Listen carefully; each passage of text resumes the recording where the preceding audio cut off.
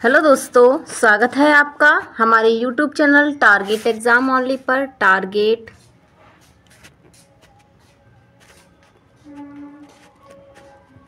Exam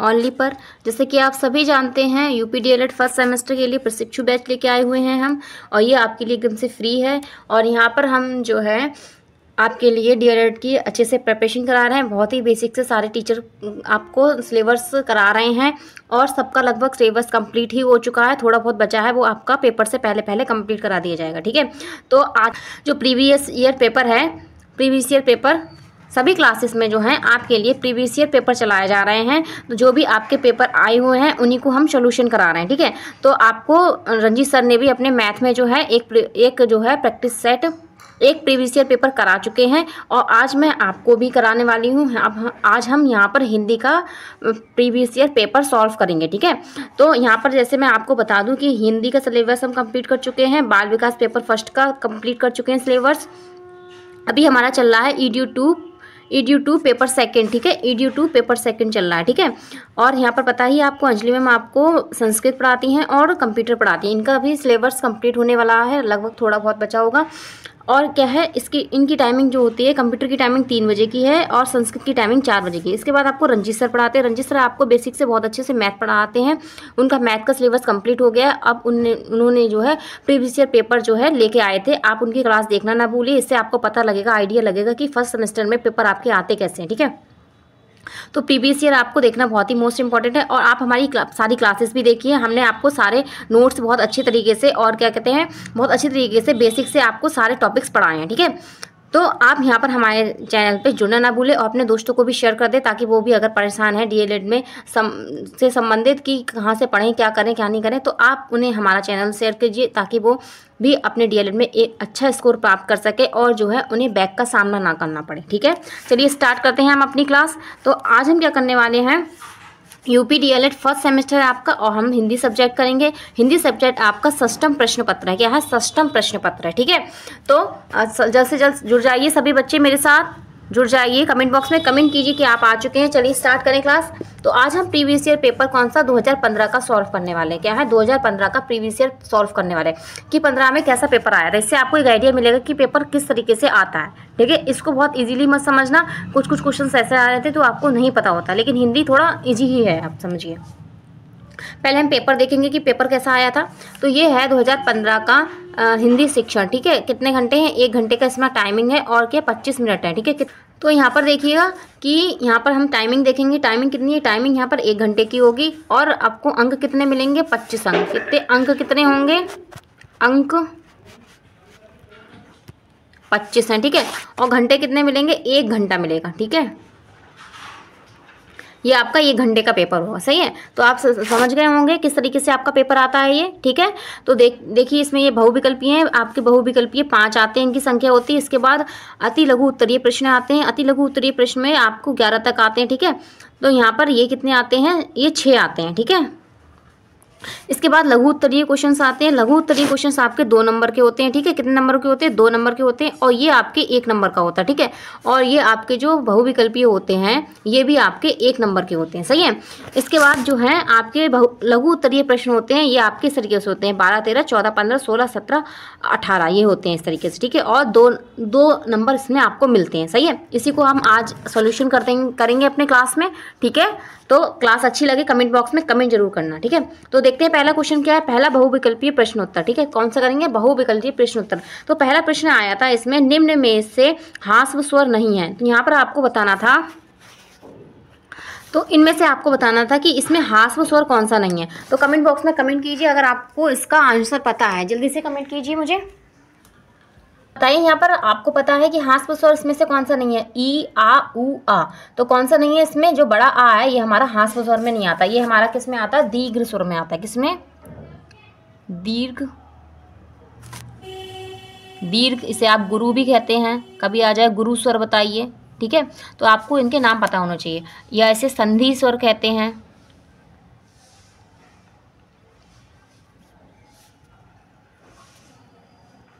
ठीक है।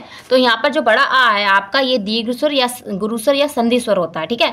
तो इसकी संख्या आपको पूछी जाए कितनी होती है, जो दीर्घ स्वर होते हैं उनकी संख्या कितनी होती है, 7 होती है। कितनी होती है, 7 होती है। इसमें मैं आपको कुछ ना कुछ जो है एक्सप्लेन भी करते रहूंगी। ठीक है। और ये हमारे क्या होते हैं, ये हमारे होते हैं ह्रास्व स्वर होते हैं। राइटिंग थोड़ी गड़बड़ हो सकती है, लेकिन उसके लिए आप परेशान ना, आपको समझ में आना चाहिए। ठीक है। ह्रास्व स्वर, इन्हीं को हम लघु स्वर भी कहते हैं, क्योंकि अगर मान लीजिए आपको ह्रास्व स्वर ना कह के उसने अगर यहाँ पे पूछा होता कि यहाँ पर लघु स्वर कौन सा नहीं है, ठीक है, तो यहाँ पर आपको बताने में कठिनाई होती। और इन्हीं को हम मूल स्वर भी कहते हैं। क्या कहते हैं, मूल स्वर। ठीक है। अगर आपसे इनकी संख्या पूछी जाए तो इनकी संख्या कितनी होती है, 4 होती है। कितनी होती है, 4 होती है। ठीक है। तो इस तरीके से इसका हमारा आंसर होगा। ठीक है। आप 1 मिनट में जो है इसको इजीली टिक करके 1 नंबर अपना प्राप्त कर सकते हैं। ठीक है। आगे चलते हैं नेक्स्ट क्वेश्चन की तरफ। अगला क्वेश्चन सेकंड नंबर देखेंगे। सेकंड नंबर क्वेश्चन है, यारा लावा व्यंजन कहलाते हैं। तो यारा लावा कैसे व्यंजन कहलाते हैं, ऊष्म व्यंजन, अंतस्थ व्यंजन, संयुक्त व्यंजन या द्विगुण व्यंजन। ठीक है। तो कौन से हैं यहाँ पर, जल्दी बताइए। अगर आपने मेरी क्लास देखी होगी वर्णमाला वाली तो आप इसको बहुत अच्छे से बता पाएंगे। ठीक है। तो बताइए मुझे, ये यहाँ पर आपका यारा लावा किस तरीके के व्यंजन है। तो ये कौन से हैं व्यंजन हमारे, तो ये हमारे क्या होते हैं, ये हमारे होते हैं अंतस्थ व्यंजन होते हैं। कितने होते हैं, अंतस्थ व्यंजन होते हैं। और इनकी संख्या पूछी जाए तो संख्या में ये कितने होते हैं, ये संख्या में 4 होते हैं। ठीक है। और ऊष्म व्यंजन बताइए कौन कौन से होते हैं, जल्दी जल्दी कमेंट कीजिए। ऊष्म व्यंजन कौन कौन से होते हैं, अगर आपको पता है तो प्लीज़ कमेंट कीजिए। इससे मुझे पता चलेगा कि हाँ आपकी कितनी तैयारी है। ठीक है। और आपको भी पता चलेगा और रिवाइज भी होगा इससे आपका। ठीक है। तो ऊष्म व्यंजन कौन कौन से हैं इसमें हम देखेंगे। तो ऊष्म व्यंजन होते हैं शाशा शाहा, क्या है, शा,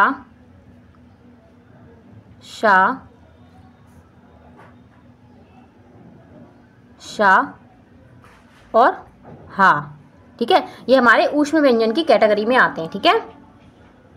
तो समझ गए होंगे आप। तो अंतस्थ व्यंजन यारा लावा हो गए। और संयुक्त व्यंजन कौन बताएगा, जल्दी से कमेंट कीजिए। संयुक्त व्यंजन कौन कौन से होते हैं, कमेंट कीजिए। संयुक्त व्यंजन कौन से होते हैं। तो संयुक्त व्यंजन होते हैं हमारे छा,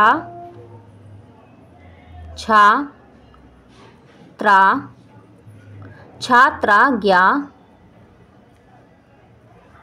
और कौन सा होता है, शा से श्रमिक। ठीक है। ये हमारे क्या होते हैं, ये सब हमारे होते हैं संयुक्त व्यंजन में आते हैं। ठीक है। तो यहाँ से मैंने आपके कितने सारे क्वेश्चन तैयार करा दिए। आपसे पूछा गया द्विगुण व्यंजन कौन से होते हैं, द्विगुण व्यंजन कौन से होते हैं। तो आप मुझे कमेंट करके बताइए द्विगुण व्यंजन कौन से हैं। मैंने जब आपको कराया था, जब आपको वर्णमाला पढ़ाई थी, तो उसमें मैंने आपको सब कुछ बताया था, कितने व्यंजन होते हैं, कितने स्वर होते हैं, क्या क्या सारी चीज़ें होती हैं। तो बताइए द्विगुण व्यंजन क्या कौन से होते हैं। तो मैं आपको बता, तो ये हमारे होते हैं, चलिए मैं ही बता देती हूँ। ये हमारा डा होता है, कौन सा वाला, ये नीचे बिंदी वाला। और क्या होता है, ढा होता है। क्या होता है, ढा। तो द्विगुण व्यंजन हमारे डा और ढा होंगे। सही है। अगर आपको क्वेश्चन में आता है तो आपको इसमें करने में आसानी होगी। ठीक है। आप यहाँ पर परेशान ना हो कि कौन सा है। ठीक है। तो चलिए अगले क्वेश्चन की तरफ चलते हैं। हमारा अगला क्या होगा, अगला हमारा दिया है द्विज शब्द का अर्थ है। तो द्विज का अर्थ आपको यहाँ पर बताना है, क्या है, ब्राह्मण है, दंत है, पक्षी है, या इनमें से सभी है। तो बताइए मुझे द्विज शब्द का अर्थ क्या होता है, द्विज का। तो यहाँ पर हमारा द्विज शब्द का अर्थ क्या होगा, इनमें सभी। ये सभी हमारे क्या होते हैं, द्विज शब्द के अर्थ होते हैं। अगले क्वेश्चन की तरफ चलते हैं। क्लास अच्छी लग रही है तो मुझे कमेंट जरूर कीजिएगा। ठीक है। ओके। और अपने दोस्तों को भी शेयर कीजिए। तो अगला हमारा क्वेश्चन है, लिपि विकास का प्रथम सोप है। तो लिपि विकास का यहाँ पर आपको बताना है प्रथम सोप कौन सा है। ठीक है। तो बताना है चित्रलिपि, वर्णलिपि, अक्षर लिपि, या इनमें से कोई नहीं। तो यहाँ पर इसमें राइट आंसर आएगा इनमें से कोई नहीं। ये सारे ये जो हैं हमारे लिपि विकास के सोप नहीं माने जाते हैं। सही है। आगे चलते हैं अगले क्वेश्चन की तरफ। अगले क्वेश्चन हमारा दिया है 6 नंबर है कि जंगम का विलोम शब्द बताइए। जंगम का विलोम शब्द बताइए। तो जंगम का विलोम शब्द क्या होगा, जंगम का विलोम शब्द होगा स्थवर। क्या होगा, स्थवर। तो ये वाला हमारा इसमें राइट आंसर होगा। ठीक है, जंगम का। आगे चलते हैं। अब हम यहाँ पर हमने जो है बहुविकल्पीय कंप्लीट कर लिए। यहाँ पर हमने क्या कंप्लीट कर लिए, अपने बहु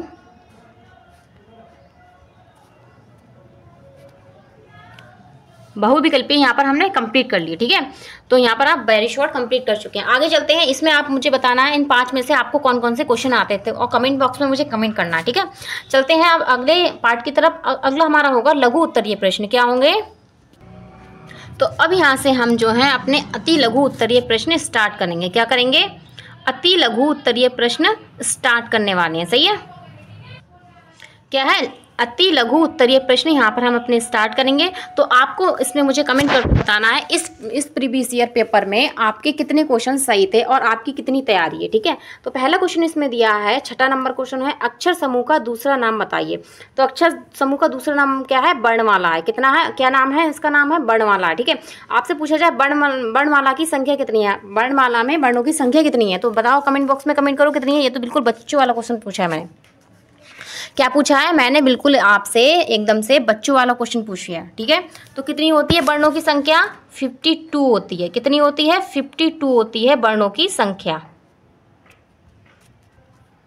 सही है, अगला क्वेश्चन देखते हैं। 7 नंबर दिया। 7 नंबर क्वेश्चन है, शासा शाहा किस प्रकार के व्यंजन है। ये मैंने अभी आपको बताया था। देखिए ये क्वेश्चन जो है आपको 1 नंबर में भी आया है और इधर अति लघु उत्तरीय प्रश्न में भी पूछा गया, तो आपके यहाँ से 2 नंबर पक्की हो गए। ठीक है, तो शासा शाहा किस प्रकार का व्यंजन है, तो जिन वर्णों, ये वर्ष नहीं आएगा, वर्ण आएगा। ठीक है, इसको आप सही करना है जरा, ये टाइपिंग मिस्टेक हो गई है। जिन वर्ण के उच्चारण में हवा मुख से रगड़ जाती है, जिन वर्णों के उच्चारण में हवा मुख से क्या हो जाती है? रगड़ जाती है, धीरे धीरे बाहर निकलती है, उसे क्या कहते हैं? ऊष्म संघर्षी व्यंजन कहते हैं। क्या कहते हैं?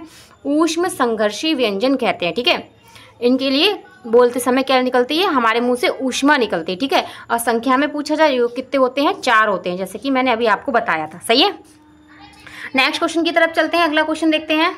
अब हमारा 8 नंबर क्वेश्चन है, सास्वर व्यंजन के 2 गुण बताइए। क्या है? सास्वर व्यंजन के 2 गुण बताइए। ठीक है, तो यहाँ पर पहला गुण क्या है? ध्वनि का ज्ञान। तो बालक को विभिन्न ध्वनियों का ज्ञान होना चाहिए तथा समान ध्वनियों में भेद करने में समर्थ होना चाहिए उन्हें। ठीक है, सेकंड इसमें गुण है उच्चारण की शुद्धता।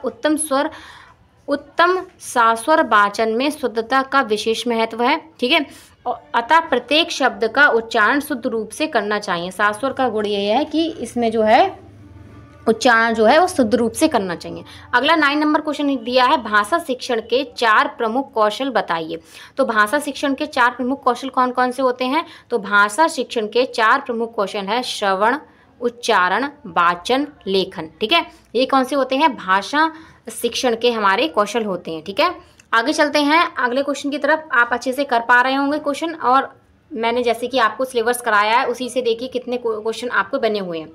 अगर आपने सिलेबस नहीं देखा है, अगर क्लासेस नहीं देखी, तो मेरी क्लासेस आके देखिए, आप जरूर देखिएगा। तो अगला क्वेश्चन दिया है 10 नंबर है कि श्रुति लेख का क्या उद्देश्य है। कि श्रुति लेख का क्या उद्देश्य है, ये आपके लिए मोस्ट इंपॉर्टेंट क्वेश्चन है। क्या है?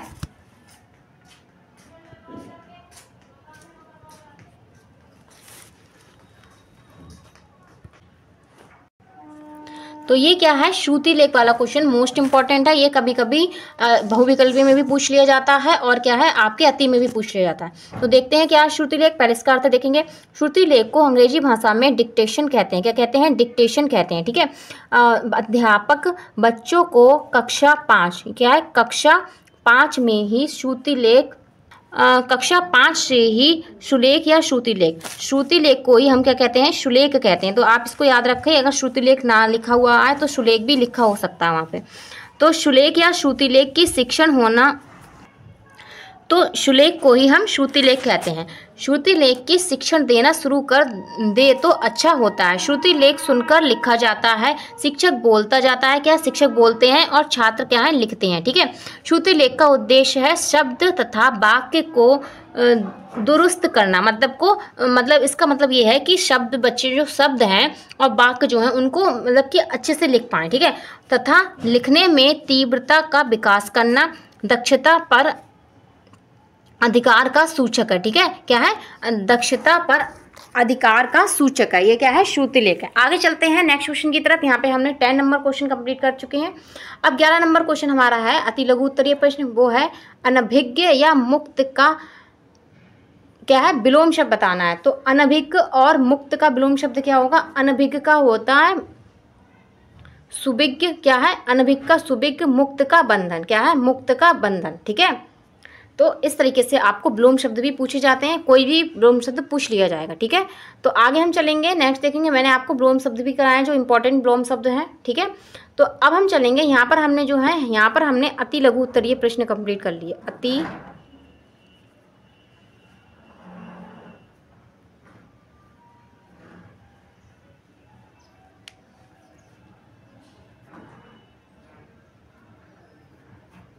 अति लघु उत्तरीय प्रश्न हम यहाँ पर कंप्लीट कर चुके हैं। सही है, तो नेक्स्ट क्वेश्चन की तरफ चलेंगे अब हम।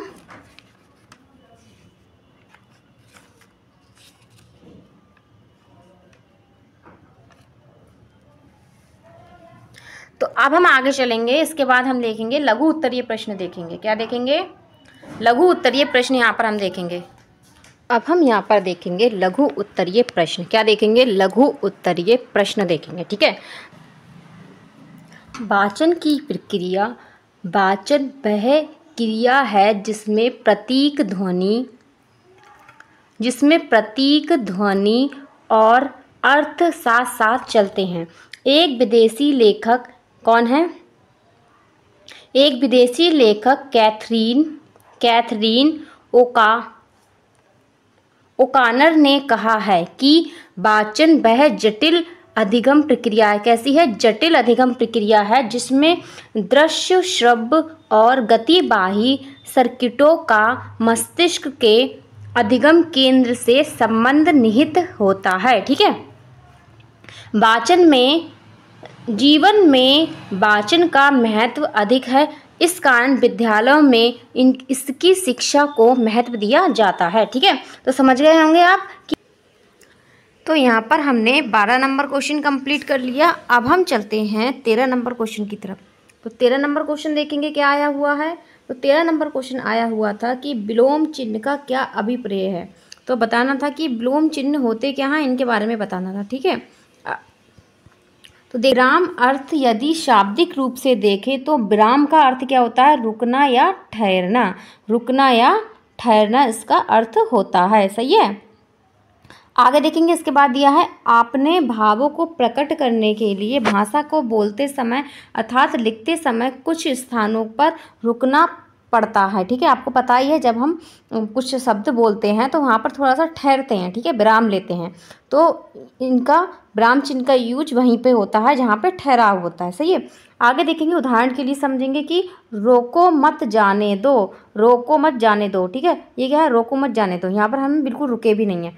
इस वाक्य में कहीं कोई विराम नहीं है। क्या है, कहीं भी कोई भी विराम नहीं है। आपको दिख रहा है विराम, नहीं दिख रहा है ना, नहीं है विराम, जिससे इसके दो अर्थ व्यक्त होते हैं। तो पहला अर्थ क्या होता है, रोको मत जाने दो, रोको मत जाने दो, और दूसरा क्या है, रोको मत जाने दो, रोको मत जाने दो। ये दोनों अर्थ एक दूसरे के विरुद्ध हैं। क्या है, एक दूसरे के विरुद्ध हैं। अतः स्पष्ट है कि विराम चिन्ह वाक्य का अर्थ को स्पष्ट करते हैं। जो वाक्य का अर्थ होता है उसको स्पष्ट करने के लिए हम विराम चिन्ह का यूज करते हैं। सही है, आगे देखेंगे, भाषा को सुंदर एवं प्रभावशाली भी बनाते हैं। कैसा बनाते हैं, सुंदर और प्रभावशाली बनाते हैं भाषा को। ऐसे आप लिखते चले गए, आपने ना विराम लगाया, ना आपने योजक चिन्ह, ना आपने कोई भी अल्प विराम लगाया, कुछ भी नहीं लगाया, तो क्या है, आपका लिखा हुआ अच्छा नहीं लगेगा। ऐसा लगेगा पता नहीं बिल्कुल सब मिक्सअप लग रहा है। ठीक है, तो इसको लिखने से क्या है, इसको विराम चिन्ह के यूज करके हम अगर लिखते हैं तो सुंदर और प्रभावशाली बनता है। इसकी परिभाषा देखते हैं। परिभाषा दिया है, वाक्य बोलते समय, लिखते समय विराम को प्रकट करने वाले चिन्ह को विराम चिन्ह कहते हैं। ठीक है, वाक्य को बोलते समय, लिखते समय विराम को प्रकट करने वाले चिन्हों को विराम चिन्ह कहते हैं। तो समझ गए होंगे कि क्या अभिप्राय है और परिभाषा भी। अब हम देखेंगे यहाँ पर कुछ विराम चिन्हों के बारे में देख लेते हैं। अगर आपको क्वेश्चन में पूछा जाए कि विराम चिन्ह का अर्थ बताइए और उन विराम चिन्हों को क्या है, सभी प्रकारों को क्या है, विस्तार से वर्णन कीजिए, तब आपको क्या है, इन सबको क्या है, अलग अलग से इनका वर्णन करना है। अगर आपको वर्णन करने को नहीं कह रहा है तो आप उसमें एक्स्ट्रा अपना दिमाग नहीं लगाइएगा। अगर आप एक्स्ट्रा दिमाग लगाने बैठ गए तो आपका पेपर जो है छूट जाएगा। ठीक है, तो तो यहाँ पर कुछ प्रमुख विराम चिन्ह हैं, हम उनको देख लेते हैं कौन कौन से हैं। आप लिख दीजिए, इससे क्या है एग्जामिनर को पता चलेगा कि हाँ आपको पता है कि कौन कौन से विराम चिन्ह हैं। थोड़ा सा जरा सा टाइम लगेगा, जल्दी लिख देना, ठीक है। तो पहला इसमें है पूर्ण विराम, ठीक है, अल्प विराम, इसके बाद है अर्ध विराम, फिर दिया है प्रश्नवाचक चिन्ह, ठीक है, प्रश्नवाचक चिन्ह में आपको पता ही ऐसे लगाते हैं। फिर इसके बाद है विस्मयदी बोधक चिन्ह, ठीक है, ये भी आपको पता है, एपोस्ट्रोफी इंग्लिश में आप जानते होंगे।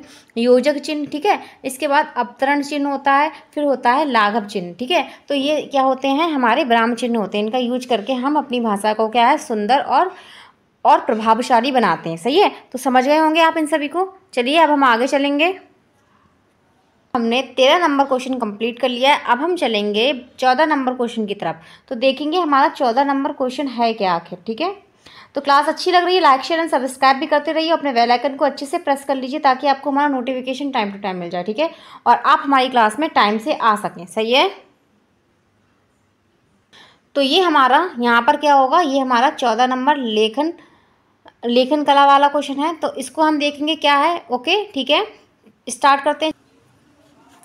अब हमारा अगला जो 14 नंबर क्वेश्चन है वो है लेखन कला को कुशल बनाने में सुलेख के महत्व पर प्रकाश डालिए। तो सुलेख का महत्व क्या है लेखन कला में? सुलेख को ही हम श्रुति लेख कहते हैं। तो सुलेख का उद्देश्य क्या है? सुंदर लेखन। क्या है? सुंदर लेखन में लिखना होता है। सही है।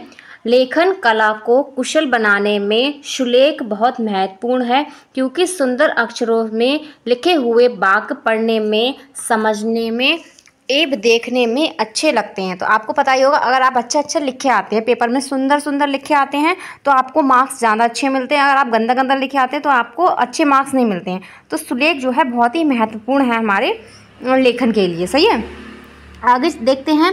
राष्ट्रपिता महात्मा गांधी जी ने कहा है, भद्दा लेख अधूरी पढ़ाई की निशानी है, अतः लेख सदैव स्पष्ट और शुद्ध होना चाहिए। तो गांधी जी ने क्या कहा है? भद्दा लेख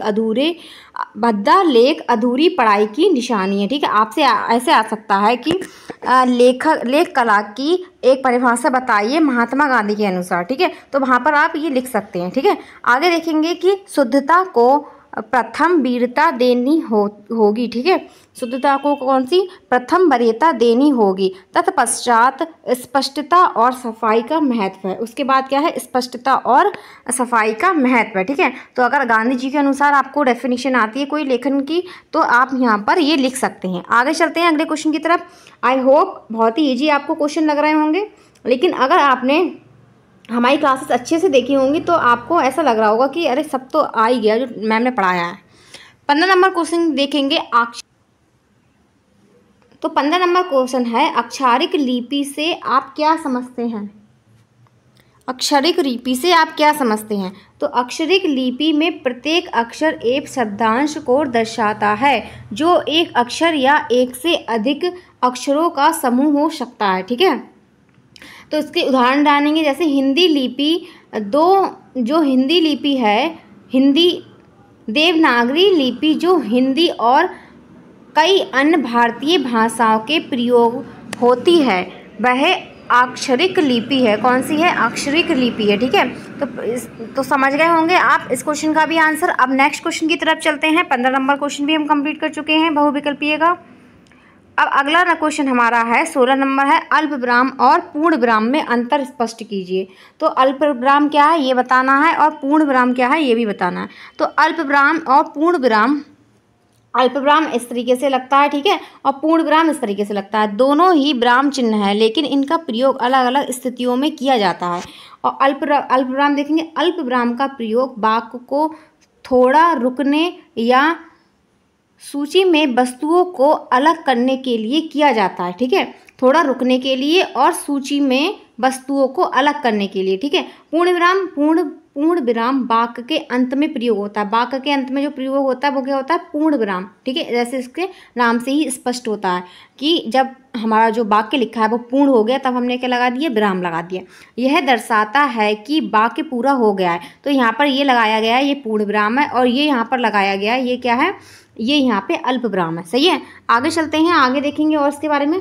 तो ये आपको 2 नंबर का क्वेश्चन है तो थोड़ा सा आपको लेंथी लिखना है। ठीक है, तो अल्प विराम का उपयोग देखेंगे, ठीक है। पहला क्या है, वाक्य में थोड़ा रुकने के लिए उपयोग होता है इसका, ठीक है।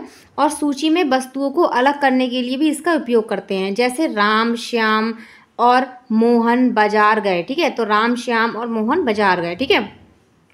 तो यहाँ पे काफ़ी नाम है इसलिए हमने अल्प विराम का यूज किया है। और यहाँ पर जब ये पूरा हो गया कंप्लीट, इसके बाद हमने पूर्ण विराम का यूज किया है। यह एक ही वाक्य में दो या दो से अधिक विचारों या भावों को अलग करने के लिए भी उपयोग होता है, जैसे वह तेज दौड़ता है लेकिन गिर गया, ठीक है। वह तेज दौड़ा लेकिन गिर गया, ठीक है। तो यहाँ पर हमने अल्प विराम और पूर्ण विराम दोनों को ही यूज किया है। आगे चलेंगे, इसके बाद देखेंगे कि पूर्ण विराम का उपयोग कैसे करते हैं। वाक्य के अंत में किया जाता है, यह दर्शाता है कि वाक्य समाप्त हो गया, ठीक है। क्या दर्शाता है कि वाक्य समाप्त हो गया। थर्ड इसमें है घोषणात्मक और आज्ञावाचक वाक्यों के अंत में प्रयोग होता है, सही है। तो यहाँ पर पूर्ण विराम और अल्प विराम का आप अंतर समझ गए होंगे। आगे देखेंगे अगला क्वेश्चन। तो अब नेक्स्ट क्वेश्चन की तरफ चलते हैं। अगला क्वेश्चन हमारा क्या होगा। अगला क्वेश्चन हमारा 17 नंबर है कि शुद्ध उच्चारण के किन्हीं 5 कारणों का उल्लेख कीजिए। तो देखते हैं कौन कौन से कारण होते हैं। शुद्ध उच्चारण के कुछ कारण निम्नलिखित हैं। अगर आप इस तरीके से लिखते हैं तो थोड़ा पेज जो है थोड़ा भरा भरा सा लगेगा, ठीक है। तो इस तरीके से आप लिख के आएँ, ठीक है। आगे देखते हैं, पहला दिया इसमें है ध्वनि लोपन। क्या है, ध्वनि लोपन। तो किसी ध्वनि का लोप कर देना। क्या कर देना, ध्वनि का लोप कर देना, सही है। सेकंड इसमें है ध्वनि प्रकृति। तो किसी ध्वनि का अल्प अथवा अति उच्चारण करना। तो ये क्या होती हैं, अशुद्ध उच्चारण के 5 कारण होते हैं। और इसके बाद दिया है उच्चारण के साधारण नियमों का ज्ञान होना, ठीक है। और इसके बाद नेक्स्ट जो दिया है वो दिया है शारीरिक विक्रियाएं। तो जो क्या होती है, ओष्ठ, दंताक्षर, कोमल, तालु का अभाव और लहुत्व, ठीक है। इन सब का अभाव होता है, तब क्या होता है, अशुद्ध उच्चारण होता है, ठीक है। तो ये क्या होते हैं, 5 कारण हो रहे हैं। आगे देखते हैं अगला क्वेश्चन कौन सा आया था। अगला लास्ट क्वेश्चन हमारा आया था 18 नंबर था, अनुनासिक स्वर क्या है। क्या है, अनुनासिक स्वर क्या है। ये भी इंपॉर्टेंट है, ये भी कई बार पूछा गया है, ठीक है। तो इसको आप इंपॉर्टेंट टिक करें। तो अनुनासिक स्वर क्या है, वह तो देखते हैं क्या है, जब मुख द्वार बंद करके खोला जाता है, जब मुख द्वार बंद करके खोला जाता है किंतु साथ ही नासिका विकार भी खुला रहता है। क्या है, नासिका मतलब नाक, नासिका विकार भी खुला रहता है। इससे जो स्वर निकलते हैं वे नासिक स्वर होते हैं। कैसे होते हैं, नासिक स्वर होते हैं। अब क्वेश्चन में आ सकता है नासिक स्वर कौन कौन से होते हैं, तो उनको आप ध्यान से देखें। एक ड हो गया, त्र हो गया, ड़ हो गया, न हो गया, ठीक है, और म हो गया। इनको आप बोल के देखिए तो आपको क्या लगेगा कि मुख द्वार बंद होके खुल जाता है, ठीक है। और नाक से भी क्या है, आवाज निकलती है, ठीक है। शब्द लेख का खेल क्या है, शब्द क्या है, लेख का खेल खिलाना। क्या है, लेख का खेल खिलाना, सही है। तो यहाँ पर अनुनासिक स्वर भी आप समझ गए होंगे क्या होंगे। तो ये इंपॉर्टेंट है, आपको पेपर में आ सकता है, ठीक है। तो आज हमने जो है 2015 का जो प्रीवियस पेपर आपका आया हुआ था वो हमने देख लिया, ठीक है। तो आपको क्लास कैसी लगी है मुझे कमेंट बॉक्स में कमेंट जरूर कीजिएगा। और ये भी कमेंट करना कि आपका स्कोर क्या रहा है, कितने क्वेश्चन आपको आते थे और कितने क्वेश्चनों में आपको कठिनाइयाँ हुई हैं, ठीक है। और अगर कुछ नहीं समझ में आया तो आप प्ले लिस्ट में जाकर मेरी हिंदी की सारी क्लासेस देख सकते हैं। मैंने आपको टॉपिक वाइज सब कुछ बहुत बेसिक से पढ़ाया है, बहुत ही अच्छे से बताया हुआ है, ठीक है। तो यहाँ पर आप हमारे यूट्यूब चैनल टारगेट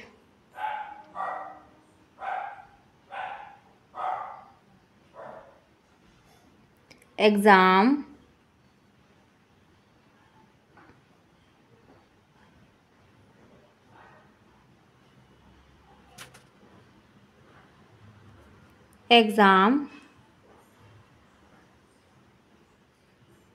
ओनली को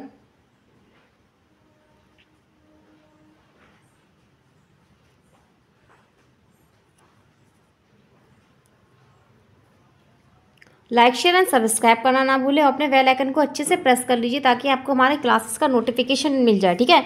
और जो है इसके बाद हम ईडीओ फर्स्ट के भी क्या है प्रीवियस ईयर पेपर मैं आपको कराऊंगी, ठीक है। तो आज हमने 15 का किया, कल को हम जो है 16 का प्रीवियस ईयर पेपर करेंगे हिंदी का, ठीक है। तो सारे प्रीवियस ईयर पेपर सारे सब्जेक्ट्स के आपके अब कराए जाएंगे, तो आप हमारी क्लास में आना ना भूलें बिल्कुल भी। इससे आपको आइडिया लगेगा कि किस तरीके से आपका पेपर आता है, सही है। तो आज के लिए बस इतना ही, नेक्स्ट क्लास में फिर से हाजिर होंगी। आप कमेंट करना ना भूलें। ओके, धन्यवाद।